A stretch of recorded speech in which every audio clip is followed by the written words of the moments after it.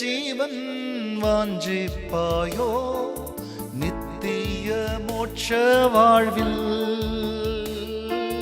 நித்திய ஜீவன் வாஞ்சிப்பாயோ நித்திய மோட்ச வாழ்வில். தேடி வராயோ பரிசுத்த ஜீவியம் தேவை அதை அடைவார். தேடி வராயோ பரிசுத்த ஜீவியம் தேவை அதை அடைவார். சிலுவை சுமந்த உருவம் சிந்தின ரத்தம் புரண்டோடிய நதி போலவே பாய்கின்றதே. நம்பி இயேசு அண்டை வா, நம்பி இயேசு அண்டை வா, நம்பி இயேசு அண்டை வா, நம்பி இயேசு அண்டை வா. கர்த்தருடைய பரிசுத்த நாமத்திற்கு மகிமை உண்டாகட்டும். ஆண்டவராகிய இயேசு கிறிஸ்துவின் நாமத்தில் கிருபையும் சமாதானமும் சந்தோஷமும் உங்களுக்கு பெருகுவதாக. அன்பானவர்களே, இந்த நாளிலே நம்முடைய தியானத்திற்கென்று மத்தேயு 16 அதிகாரத்தில் 24 வசனம். அப்பொழுது இயேசு தம்முடைய சீஷர்களை நோக்கி, ஒருவன் என்னை பின்பற்றி வர விரும்பினால், ஒருவன் என்னை பின்பற்றி வர விரும்பினால் அவன் தன்னை தானே வெறுத்து தன் சிலுவையை எடுத்துக்கொண்டு என்னை பின்பற்ற கடவன்.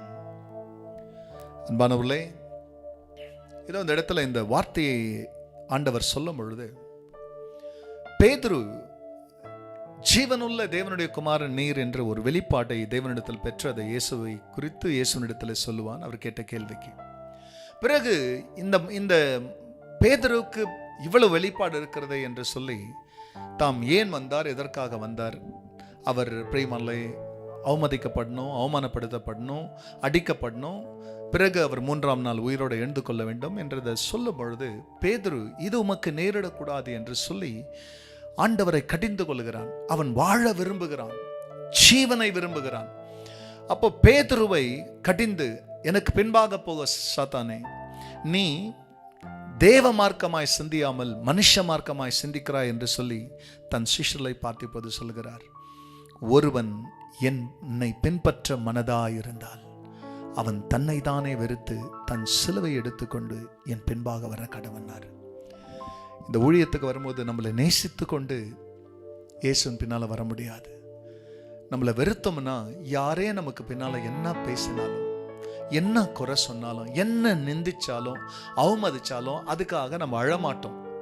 ஏன்னு கேட்டா இதை அனுபவிக்கிறதுக்கோ இந்த நிந்தையை சுமக்கிறதுக்கு தான் நம்ம பிரியமான இந்த பூமியில நம்ம இருக்கிறோம். அதன் நடுவிலே உயிர்களை ரட்சிக்கும்படியாய் தேவன் நம்மை கொண்டு யாரை காப்பாற்றணுமோ, நம்ம சிலுவை எடுத்தாலும் மற்றவருடைய சிலுவையிலிருந்து மற்றவங்களை காப்பாற்றுறதுக்கு இந்த சுவிசேஷம் பிரியமல்லே அவரை பின்பற்றுகிற உங்க வாயிலிருந்து புறப்படட்டும். கர்த்தர் உங்களை ஆசீர்வதிப்பார். இயேசுக்காக வாழ்வோம். ஆண்டவர் பிரியமானவர்களே, உங்களுக்கு வேண்டிய பலன் இங்க இல்லை, அங்க காத்துக்கிட்டு இருக்கு. ஜெபிக்கலாம். பரிசுத்த பிதாவே, உமது நாமம் மகிமை அடையட்டும்.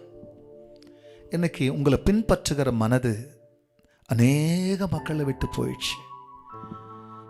சபைக்கு வருகிற மனதே போயிடுச்சு. அதிக நேரம் ஆகிறது, அதிக ஆராதனை ஆகிறது, அதிகமாய் கேட்கிறார்கள் என்றெல்லாம் குறை சொல்லுகிற ஒரு காலத்தில் நாங்கள் இருக்கிறோம் அப்பா. ஆனால் உம்மை பின்பற்றுகிறவர்கள் அப்படி அல்ல.